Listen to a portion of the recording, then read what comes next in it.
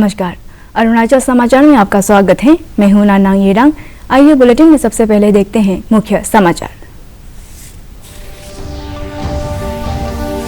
केंद्रीय मंत्रिमंडल ने चालू वित्त वर्ष से 2025-26 के लिए केंद्र सरकार द्वारा वित्त पोषित योजना वाइब्रेंट विलेज प्रोग्राम को दी मंजूरी। भारत चीन सीमा पर चौकसी को और मजबूत करने के लिए आईटीबीपी के साथ नई बटालियन के गठन को भी मिली मंजूरी।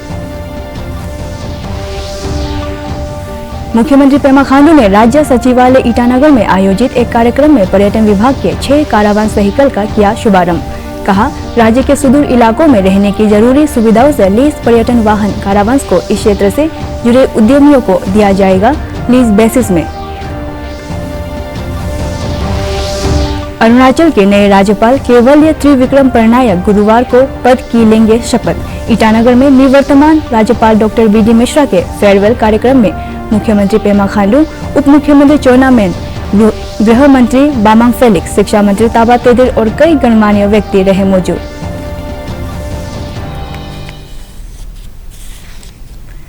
केंद्रीय मंत्रिमंडल ने 4,800 करोड़ रुपए के वित्तीय आवंटन के साथ चालू वित्त वर्ष से 2025-26 के लिए केंद्र सरकार द्वारा वित्त पोषित योजना वाइब्रेंट विलेज प्रोग्राम को मंजूरी दे दी है। केंद्रीय सूचना और प्रसारण मंत्री अनुराग सिंह ठाकुर ने आज नई दिल्ली में मंत्रिमंडल की बैठक के बाद संवाददाताओं से बातचीत में कहा कि इससे अरुणाचल प्रदेश सहित 4 उत्तरी राज्यों और 1 केंद्र शासित प्रदेश में बुनियादी ढांचे का विकास होगा और आजीविका के अवसर पैदा होंगे। श्री ठाकुर ने कहा कि इससे लोगों के जीवन स्तर में सुधार होगा और साथ ही उत्तरी सीमावर्ती गांवों का भी विकास होगा। 22-23 से लेकर 25-26 तक इसको लागू किया जाएगा। इसके लिए 4800 करोड़ रुपए का प्रावधान किया गया है, जिसमें लगभग 2500 करोड़ रुपया सड़कों के निर्माण पर खर्च होगा। देश की उत्तरी सीमा के जो हमारे रणनीतिक महत्व के गांव का समग्र विकास इसमें हो, यह सुनिश्चित किया जाएगा। इन क्षेत्र के लोगों को एश्योर्ड लाइवलीहुड और रोजगार के अवसर मिले, यह प्रावधान किया जाएगा। अपने गांव में ही रहने के लिए उनको प्रोत्साहित किया जाएगा ताकि माइग्रेशन पर चेक लग सके और उनके अपने गांव में रोजगार स्वरोजगार के अवसर मिल सके, पलायन रुक सके। इस प्रकार से ये कार्यक्रम जो है वो देश की सामरिक और राष्ट्रीय सुरक्षा के दृष्टिकोण से अत्यंत महत्वपूर्ण भी है। इस कार्यक्रम के अंतर्गत चयनित गांव को बॉर्डर एरिया डेवलपमेंट प्रोग्राम से अलग रखा जाएगा ताकि दोनों प्रोग्राम्स का कोई ओवरलैप ना हो।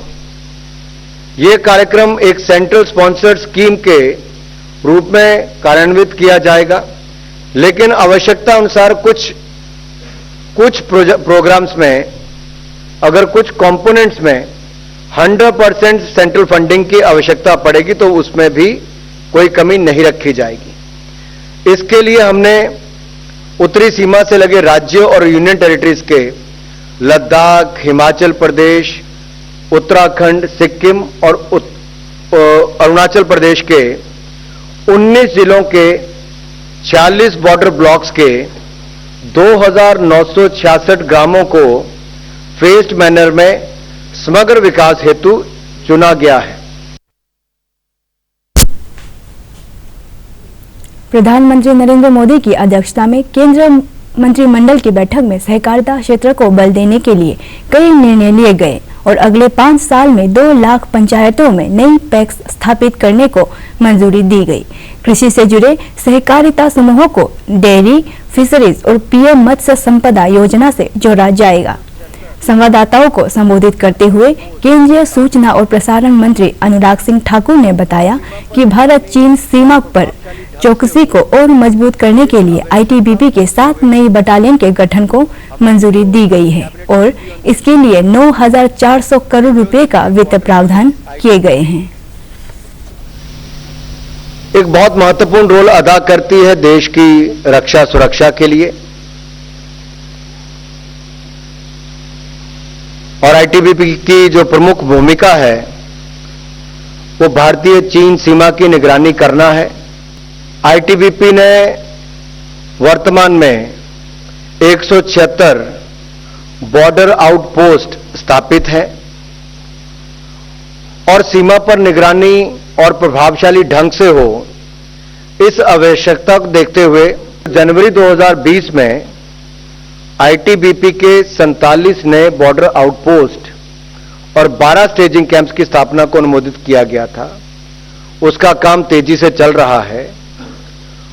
उसको पूरा करने के लिए जो अतिरिक्त बल की आवश्यकता होगी, उसके लिए आज कैबिनेट कमेटी ऑफ सिक्योरिटी ने 7 नई बटालियंस आईटीबीपी की रेज करने के लिए अनुमति दी है, इसका निर्णय लिया है।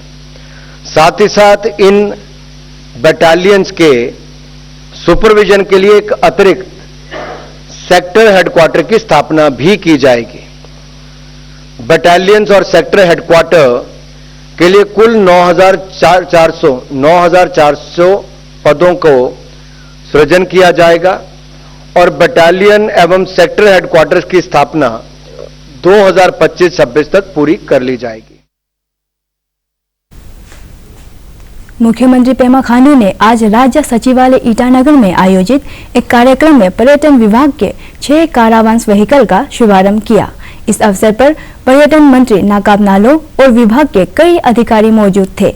संवाददाताओं के साथ बातचीत में मुख्यमंत्री ने कहा कि वाईफाई, बाथरूम, किचन सहित पर्यटकों के लिए जरूरी सुविधाओं से लेस पर्यटन वाहन कारावांस को इस क्षेत्र से जुड़े उद्यमों को लीज बेसिस में दिया जाएगा। अपने एक ट्वीट में मुख्यमंत्री ने कहा कि विविध संस्कृति, परंपराओं, वनस्पतियों एवं वन्य जीवों, मनोरम पर्वतों और घाटियों से समृद्ध राज्य के सुदूर इलाकों में पर्यटकों के लिए रहने की सुविधा की कमी को दूर करने में ये वाहन कारगर साबित होगा। आज यहाँ पे कुल मिला के हम लोग ने 6 जो कैरावन व्हीकल्स उसको हम लोग ने फ्लैग ऑफ किया है। ये डिपार्टमेंट ऑफ टूरिज्म द्वारा इनिशिएटेड किया गया एक प्रोजेक्ट है। अरुणाचल प्रदेश लैंड मास में भी काफ़ी बड़ा है और हमारा प्रदेश one of the most beautiful state in the country मैं कहूँगा। तो हमारा यहाँ पे टूरिज्म को और भी आकर्षण करने के लिए हम लोग ने इस जो गाड़ी जो लॉन्च किया है, डेफिनेटली आने वाला दिनों में इसका जो तादाद जो नंबर्स जो है और भी आगे बढ़ेंगे। अभी डिपार्टमेंट का साथ में जो चर्चा हुआ तो डिपार्टमेंट कहा कि अभी 6 जो व्हीकल्स आज जो यहाँ पे फ्लैग ऑफ जो किया है उसका अभी पॉलिसी बना रहा है और बहुत ही जल्दी ये जो 6 गाड़ी जो कैरावन फ्लैग ऑफ किया है उसको लीज में हमारे यहाँ के जो टूरिज्म एंटरप्रेन्योर्स को लीज में देंगे ताकि वो लोग उसको अच्छे से चला पाएंगे। इम्पोर्टेंस उसमें ऐसे है कि जब टूरिस्ट जो है ट्रैवल हो जाता है एक स्टेट से दूसरा स्टेट होता है, उसमें जब ट्रैवलिंग करते समय बहुत सा कमियाँ आता है जो ज़रूरी आता है। इसी कैरावन में ऐसे फैसिलिटी दिया गया है कि फैमिली आराम से ट्रैवल कर सके और जब फैमिली जाता है तो कभी आप बीच में आपको खाने पीने में दिक्कत हो जाता है। उसमें पूरा प्रोविजन है, किचन दिया गया है और बेड बैठने के लिए और बेड दिया गया है और हर चीज़ फैसिलिटी उसका कैरावन का अंडर में है। हम हैं सिविल सेक्रेटरीट में। आज सीएम पेमा खांडू के द्वारा से 6 कैरावन टूरिस्ट डिपार्टमेंट की तरफ से फ्लैग ऑफ किए गए हैं। हालांकि ये जो कैरावन है इनमें हर तरीका से फैसिलिटीज़ दिए जाएंगे जो टूरिस्ट है वो अवेल कर सकते हैं। हाँ, जैसे कि किचन, बाथरूम, वाईफाई की भी सुविधा दिए गए हैं और ये जो कैरावन है उन्हें लीज में टूरिस्ट ऑपरेटर को दिए जाएंगे, ये सीएम का कहना है। अरुणाचल प्रदेश के राज्यपाल डॉक्टर बीडी मिश्रा को आज फेयरवेल दिया गया। ईटानगर में आयोजित कार्यक्रम में मुख्यमंत्री पेमा खांडू, उप मुख्यमंत्री चोना मैन, गृह मंत्री बामांग फेलिक्स, शिक्षा मंत्री ताबा तेदिर सहित राज्य मंत्रिमंडल के कई सदस्य, विधायक और राज्य के आला अधिकारी मौजूद थे। अपने संबोधन में मुख्यमंत्री ने कहा कि राज्यपाल डॉक्टर बीडी मिश्रा जी के मार्गदर्शन से राज्य के सभी क्षेत्र में विकास में मदद मिली। मुख्यमंत्री ने महिलाओं के सशक्तिकरण और उन्हें प्रदेश के डाइवर्स कल्चर को प्रोत्साहन में प्रथम महिला नीलम मिश्रा ने अपना महत्वपूर्ण योगदान दिया। गौरतलब है कि अरुणाचल के नए राज्यपाल केवल्य त्रिविक्रम परनायक गुरुवार को पद की शपथ लेंगे और डॉक्टर बीडी मिश्रा को लद्दाख का उपराज्यपाल नियुक्त किया गया है। राज्य की प्रथम महिला नीलम मिश्रा ने राजभवन ईटानगर के जनरल विपिन रावत हॉल में आयोजित एक कार्यक्रम में राज्य के उद्योग और हथकरघा मंत्री तुनकर बागरा के मौजूदगी में एरी के प्रमोशन के लिए स्टेट लोगो को लॉन्च किया। टेक्सटाइल, हैंडीक्राफ्ट और सेरिकल्चर डिपार्टमेंट द्वारा आयोजित इस कार्यक्रम का उद्देश्य राज्य में रेशम उत्पादन को और इस क्षेत्र से जुड़े उद्यमों को बढ़ावा देना है। If we want to do that, lot of economic activities will generate. सबसे पहला तो ये हमारा ग्रीन इकोनॉमी होगा, because environment friendly है. We will plant, जो लोग इसमें एम्प्लॉयमेंट से जुड़ेंगे वो सबसे पहले तो पालन पोषण करना चाहेंगे कीट का, कृमि का। जब वो कीड़े का पालन पोषण करेंगे तो पेड़ लगाएंगे, उनको पत्ते कहाँ से खिलाएंगे वो? तो you will have lot of green forest. आपका डिफॉरेस्टेशन होगा ही नहीं, because you will be planting this. उसके बाद में आप जो लोगों को एम्प्लॉय करेंगे हैंडलूम के लिए, नेचुरल डाई के लिए और even for making garments, this all will generate lot of economy for us. And as a result अगर इकोनॉमिकली हम अपग्रेड हो जाते हैं तो there will be lot of women empowerment, because lot of women are involve with textile. आपके बगल में shuttle loom का है, इधर लॉयल लूम है, इधर जैकार्ड है, इधर पावर लूम भी रखा होगा। And then cost-wise not much difference, and then anybody who is selling cannot explain and describe that this is lawyer loom, that's why its cost is more. This is shutter loom, उससे कम है. This is jacquard, उससे भी कम है. And if it is power loom, it is as cheap as anywhere else in the India we get it. So there is need of this thing. And वो हम कैसे करेंगे? Because if there is no branding, so my request is that try and keep the branding and with the write-up of everything, whatsoever you are selling, please do that. And nowadays, why this has got very bright future. Eri has got very bright future. केंद्रीय माध्यमिक शिक्षा board CBSE की परीक्षाएं आज सुबह 10:30 बजे से शुरू हो गई है। सीबीएसई के अनुसार इस वर्ष की बोर्ड परीक्षा के लिए कुल 21,80,000 विद्यार्थियों ने 10वीं कक्षा के लिए और 12वीं कक्षा के लिए 16,90,000 विद्यार्थियों ने पंजीकरण कराया है। बोर्ड परीक्षाएं देश भर में 7,200 से अधिक केंद्रों और दुनिया भर के 26 देशों में आयोजित हो रही है। 10वीं कक्षा की परीक्षा 76 विषयों के लिए आयोजित की गई है और 21 मार्च को समाप्त होगी। 12वीं कक्षा की परीक्षा कुल 115 विषयों के लिए आयोजित की जाएगी और 5 अप्रैल को समाप्त होगी। बोर्ड ने छात्रों को इलेक्ट्रॉनिक उपकरणों के उपयोग न करने की चेतावनी जारी की है। ईटानगर राजधानी क्षेत्र के निर्जुली में स्थित पूर्वोत्तर क्षेत्रीय विज्ञान एवं तकनीकी संस्थान नेरिस्ट में आयोजित एक कार्यक्रम में बायो ईंधन से चलने वाले वाहन का उद्घाटन किया गया। इससे उन्नत भारत अभियान के तहत नेरिस्ट के मैकेनिकल इंजीनियरिंग डिपार्टमेंट के बायोडीजल लेबोरेटरी में विकसित किया गया है। इस वाहन की विशेषताओं के बारे में जानकारी देते हुए नेरिस्ट के निदेशक एच.एस. यादव और प्रोफेसर पी. लिंगफा ने कहा कि प्रदूषण में कमी लाने और ईंधन के वैकल्पिक स्रोत को विकसित करने की दिशा में प्रयास किए जा रहे हैं। It's a proud moment for our institute, Northeastern Regional Institute of Science and Technology, Nirzuli, under Ministry of Education, Government of India, and our union government has emphasis for using science and technology awareness, knowledge, research to take it to the benefit of common people. So in that context, initiative taken by Unnat Bharat Abhiyan under the academic leadership of Professor Pradeep Limpa and his complete team deserves congratulations. I understand that for any country to become independently, very strong and powerful, it is very essential that we manage our education, energy, environment, management properly, and only then we can make our country prosper. We have developed a diesel fuel which is from the Nahar oil. This is in our campus. We have so many Nahar trees, so that is called Mesoferra available there, and also the waste cooking oil which is available in our hostel and nearby residences and all, because these things, especially waste cooking oil, and this if it's thrown in the river or stream, so it is create pollutions. So in this regard, to take care of the environmental pollutions and also fuel crisis, we have developed biodiesel, which is from this waste cooking oil and Mesiofera. So it is in the direction. भारतीय डाक विभाग द्वारा आगामी 17 मार्च को all India pension अदालत लगाई जाएगी।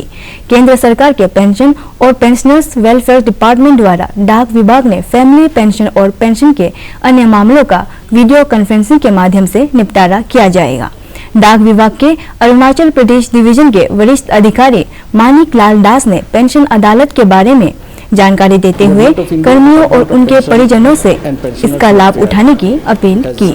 Conducted pension adalat across ministries throughout the country as a part of good governance to minimize pensioners' grievances.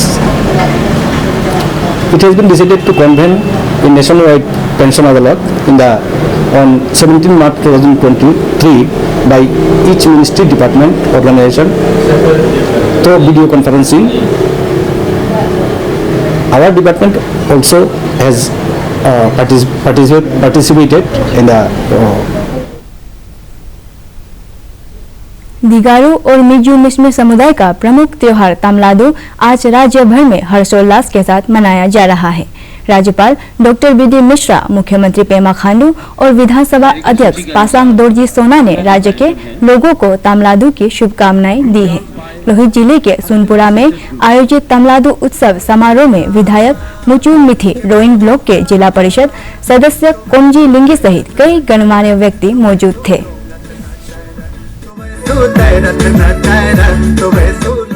आज डिग्निटी के साथ साथ हमारे ऊपर, हमारे साथ, हमारे समाज में एक आत्मविश्वास भी उभर के निकलना है।